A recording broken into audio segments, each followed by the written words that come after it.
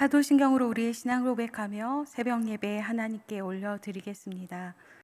전능하사 천지를 만드신 하나님 아버지를 내가 믿사오며 그 외아들 우리 주 예수 그리스도를 믿사오니 이는 성령을 잉태하사 동정녀 마리에게 나시고 본디오 빌라도에게 고난을 받으사 십자가에 못 박혀 죽으시고 장사한 지 사흘 만에 죽은 자 가운데서 다시 살아나시며 하늘에 오르사 전능하신 하나님 우편에 앉아 계시다가 저리로서 산자와 죽은 자를 심판하러 오시리라. 성령을 믿사오며 거룩한 공회와 성도가 서로 교통하는 것과 죄를 사하여 주시는 것과 몸이 다시 사는 것과 영원히 사는 것을 믿사옵나이다.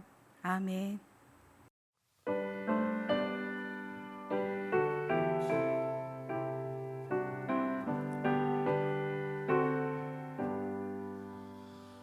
나의 갈 길 가가도록 예수 인도하시니 내 주 안에 있는 긍휼 어찌 의심하리요. 믿음으로 사는 자는 하늘 위로 받겠네. 무슨 일을 만나든지 만사형통하리라. 무슨 일을 만나든지 만사형통하리라. 나의 갈 길 다가도록 예수 인도하시니 어려운 일 당한 때도 족한 은혜 주시니 나는 심히 고단하고 영혼 매우 가라나. 나의 앞에 반석에서 샘물 나게 하시니 나의 앞에 반석에서 샘물 나게 하시니 나의 갈 길 가가도록 예수 인도하시니 그의 사랑 어찌 큰지 말로 할 수 없도다. 성령 감화 받은 영혼 하늘 날아갈 때에 영영 들을 나의 찬송 예수 인도하셨네. 영영 들을 나의 찬송 예수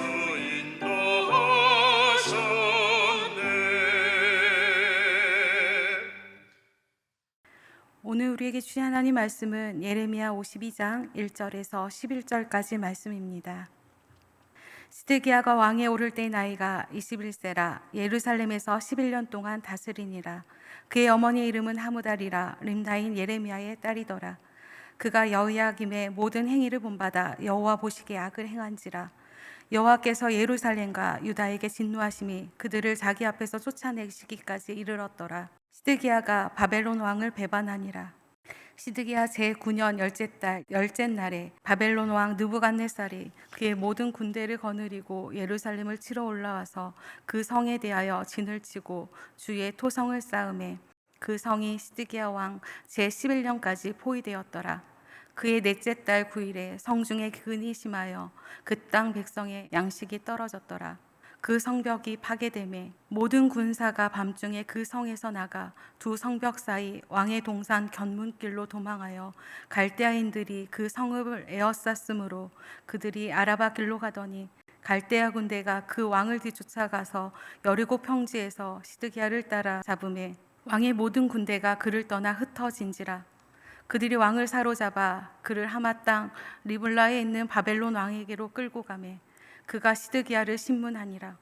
바벨론 왕이 시드기야의 아들들을 그의 눈앞에서 죽이고 또 리블라에서 유다의 모든 고관을 죽이며 시드기야의 두 눈을 빼고 노사슬로 그를 결박하여 바벨론 왕이 그를 바벨론으로 끌고 가서 그가 죽는 날까지 옥에 가두었더라. 아멘. 다 함께 기도하겠습니다. 온 세상의 창조주 되시며 역사의 주관자 되시는 하나님 아버지, 아버지의 크신 사랑에 감사드립니다. 죄로 인해 죽을 수밖에 없는 우리를 십자가의 은혜로 대속하여 주신 그 크신 은혜에 감사드립니다. 세상 속에 살아갈 때에 우리를 홀로 두지 않으시고 우리와 늘 함께하여 주시는 하나님의 크신 사랑에 또한 감사드립니다. 이처럼 크신 사랑을 받은 우리지만 우리는 너무나도 어리석어 하나님의 뜻을 분별하지 못하고 눈에 보이는 세상의 현상들에 우리의 마음이 일희일비할 때가 많았음을 고백합니다. 우리 가운데 믿음의 눈을 더하여 주셔서 매 순간 하나님의 크심을 인정하며 하나님의 크신 뜻 앞에 우리의 작은 생각들을 내려놓는 믿음의 사람, 순종의 사람 되게 하여 주시옵소서. 이 새벽 하나님의 말씀을 듣습니다. 하나님의 말씀은 살았고 운동력이 있어 좌우의 날선 어떤 것보다 예리함을 믿사오니 말씀을 통해 우리의 삶을 풍성한 삶으로 인도하여 주옵소서. 길과 진리와 생명 되신 예수 그리스도의 이름으로 감사드리며 기도드렸습니다. 아멘.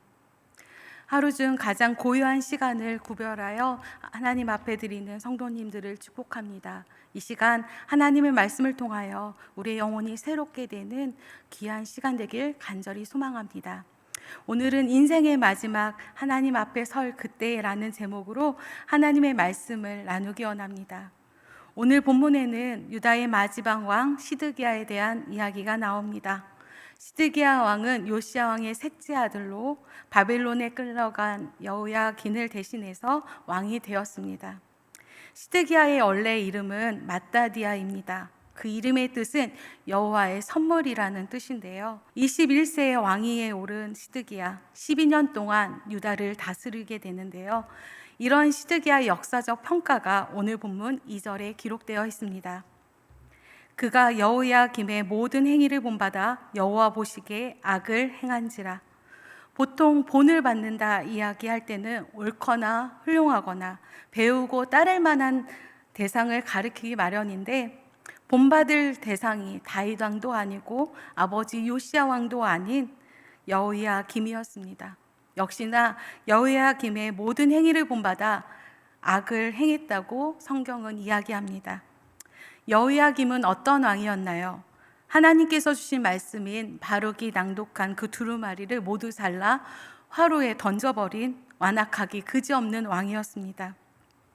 이런 여호야김을 향해 여호와께서는 이렇게 예언도 하셨는데요. 그러나 내 두 눈과 마음은 탐욕과 무죄한 피를 흘림과 압박과 포악을 행하려 할 뿐이니라.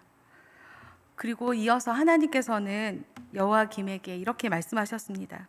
너는 끌려 예루살렘 문 밖에 던져지고 나귀처럼 매장될 것이다 라고 예레미야를 통해서 이 예언의 말씀을 하시게 되는데요. 역시나 이런 여호야김의 역사적 평가가 역대하 36장 8절에 기록되어 있습니다. 여호야김의 남은 사적과 그가 행한 모든 가증한 일들과 그에게 발견된 악행이 이스라엘과 유다 열왕기에 기록되니라. 그가 행한 악행, 가증한 일로 인하여 여호와의 성전의 기구들이 바벨론 신장으로 옮겨가는 엄청난 일을 겪게 되며 결국 여호야김은 쇠사슬에 결박된 채 바벨론으로 잡혀가는 치욕을 당하게 됩니다. 역사를 잊은 백성에게는 미래가 없다라는 말이 있듯이 선대왕의 최후와 여러 가지 국가적 위기 가운데 시드기야는 더욱더 겸손히 하나님 앞에 엎드리는 왕이 되었어야 합니다. 하나님의 은혜를 구하며 하나님의 손을 붙잡는 왕이 되어야 할 텐데 시드기야는 영적으로 여전히 갈팡질팡하는 어리석은 모습을 보이게 되며 결국에 비참한 최후를 맞이하게 됩니다. 풍전등화와 같은 유다 이스라엘의 살 길은 오로지 예레미야 7장 4절에서 7절에 기록된 말씀처럼 너희는 이것이 여호와의 성전이라 여호와의 성전이라 여호와의 성전이라 하는 거짓말을 믿지 말라. 너희가 만일 길과 행위를 참으로 바르게 하여 이웃들 사이에 정의를 행하며 이방인과 고아와 과부를 압제하지 아니하며 무죄한 자의 피를 이곳에서 흘리지 아니하며 다른 신들 뒤를 따라 화를 자처하지 아니하면 내가 너희를 이곳에 살게 하리니 곧 너희 조상에게 영원 무궁토록 준 땅이니라. 여호와의 성전이 자신들을 지켜줄 것이라는 생각을 하지 말고 오직 하나님 안에서 정의를 행하고 바른 길을 행하며 여호와만 하나님만 섬기는 삶을 살 때 여호와께서 약속한 허락한 땅에서 살 수 있음을 기억해야 했습니다. 특별히 선민 이스라엘은 이스라엘 진짜 왕이 오직 유일하신 하나님이라는 사실을 기억하고 매 순간 인정하는 삶을 살아야 할 텐데 이 백성들은 또한 시드기야 왕은 고관들은 그렇게 살지 못하였습니다. 여호와 보시기에 악을 행했던 이들 때문에 3절과 같이 예루살렘과 유다에 하나님의 진노하심이 임하게 되고 예루살렘을 향해 예레미야의 눈물 어린 외침에도 불구하고 백성들이 돌아오지 않았기 때문에 바벨론 포로 생활이라는 시련이 허락되었습니다. 시드기야의 배반의 응답으로 느부갓네살은 군대를 거느리고 예루살렘으로 진군하게 되는데요. 이 일은 시드기야 9년 열째 날 주전 588년 1월 15일부터 11년 넷째 날 9일 주전 586년 7월 18일까지 약 18개월 동안 이루어집니다. 한 사람의 결정으로 인해 잘못된 결정으로 이처럼 많은 사람들이 고생하게 되었는데 포위되었던 이 시간 동안 얼마나 힘들었을까라고 생각해 봅니다. 잠을 자도 자는 것 같지 않고 음식을 먹어도 먹는 것 같지 않았을까요? 오랜 포위 기간으로 인해 역시나 성중에 기근이 심하게 되고 백성들에게는 먹을 것이 다 떨어지게 됩니다. 성벽도 파괴되고 급기야 모든 군사가 밤중에 도망하게 되는데요. 성중의 백성들을 버리고 밤중에 도망가는 군사들과 시드기야 왕, 이미 갈대아인들은 성읍을 포위했기 때문에 아라바 길로 도망가게 되었고 그 사실을 알게 된 갈대아인 군대들은 왕을 뒤쫓아 여리고 평지에서 시드기야를 사로잡게 됩니다. 시드기야는 하마 땅 리블라에 있는 바벨론 왕에게로 끌려가서 시드기야가 지켜보는 가운데 왕의 아들들이 자녀들이 죽음을 당하게 됩니다. 그리고 유다의 모든 고관들도 그곳에서 죽게 되며 시드기야의 두 눈은 두 눈을 빼고 노사슬로 그를 결박한 후 바벨론으로 끌고 가 죽는 날까지 옥에 가두게 됩니다. 한 나라의 왕이 너무나도 비참한 최후를 맞이하게 되었는데 자기가 경험한 이 치욕보다 더 충격적인 것은 아들들의 죽음이 시드기야 두 눈에 담은 아들들의 마지막 모습이라는 것입니다. 이 순간 시드기야는 얼마나 마음이 무너졌을까요? 예레미야의 거듭된 이야기에 귀 기울이고 하나님의 말씀하신 것처럼 순종했어야 되는데 그러지 못한 것을 얼마나 가슴 깊이 후회했을까요? 시간만 되돌릴 수 있다면이라고 얼마나 한탄하였을까요? 예레미야가 그토록 말했던 바벨론 왕에게 항복하라는 소리를 들었더라면, 하나님 말씀에 청종하였더라면 복을 받아 왕과 가족의 생명이 보존되었을 텐데 그러지 못한 시드기야 자신이 얼마나 후회스러웠을까요? 시드기야를 통하여 우리는 하나님의 말씀이 우리 삶의 유일한 기준이 되어야 함을 기억해야 합니다. 세상의 소리에 갈팡질팡하는 자가 아니라 태초부터 지금까지 변함없으신 하나님의 말씀에 순종하는 우리가 되어야 합니다. 우리는 내일까지 예레미야서 말씀을 매일 성경을 통하여 묵상하게 되는데요. 지금까지 예레미야서를 묵상하면서 들었던 생각은 이스라엘 심판과 이로 인한 멸망으로 끝날 것 같았던 역사 가운데 하나님께서는 여전히 회복의 손길을 보이고 계심을 우리는 보게 됩니다. 하나님의 크신 계획은 심판에서 마무리되는 것이 아니라 또 다른 은혜의 시작임을 우리는 기억해야 합니다. 예레미야 1장 10절 말씀에 보라 내가 오늘 너를 여러 나라와 여러 왕국 위에 세워 내가 그것들을 뽑고 파괴하며 파멸하며 넘어뜨리며 건설하고 심게 하였느니라 하시니라. 뽑고 파괴하며 파멸하며 넘어뜨리는 것은 하나님의 최종 목적이 아니고 건설하고 심게 하심이 하나님의 최종 목적임을 우리는 기억해야 합니다. 이처럼 하나님은 열방 속에서 일하고 계신 하나님이며 모든 역사의 주관자 되시는 분이십니다. 급박하게 변화하고 정의가 없어 보이며 악인은 더욱더 강하여지어가는 그런 세상 속에서 여전히 하나님께서는 일하고 계시며 우리가 느끼지 못하고 깨닫지 못할 뿐이지 우리의 삶의 전 영역에서 함께 하시고 역사하시는 분이 우리 하나님이라는 사실을 우리는 기억하고 절대로 흔들리지 말아야 할 것입니다. 하나님의 사람이라면 매 순간 하나님의 부르심에 견고히 그 응답을 해야 됩니다. 더 나아가 자신의 죄뿐만이 아니라 공동체의 죄에 대해서도 민감해야 하며 고난의 자리에 있을지라도 묵묵히 하나님 주신 그 길을 걸어갈 줄 아는 사람이 되어야 합니다.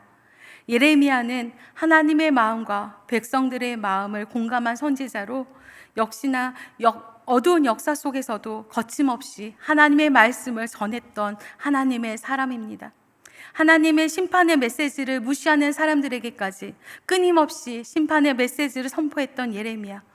심판 중에도 여전히 하나님을 사랑하시며 우리를 향한 인생을 향한 구원 계획을 갖고 계심을 지금은 고난 중에 있지만 우리가 통회하고 자복하면 하나님께서 또 다른 소망을 주시며 회복하게 해주심을 강력하게 전했던 선지자가 예레미야 선지자입니다.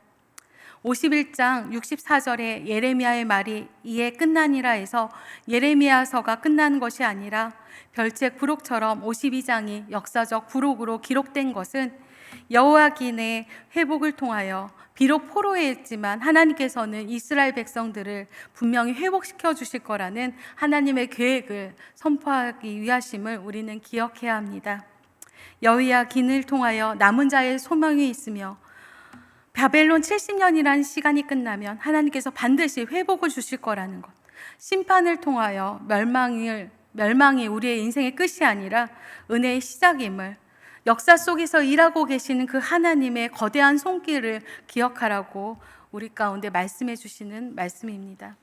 사랑하는 성도 여러분, 예레미야는 남유다의 멸망 직전과 직후 40년이 넘는 시간 동안 하나님의 말씀을 전하였습니다.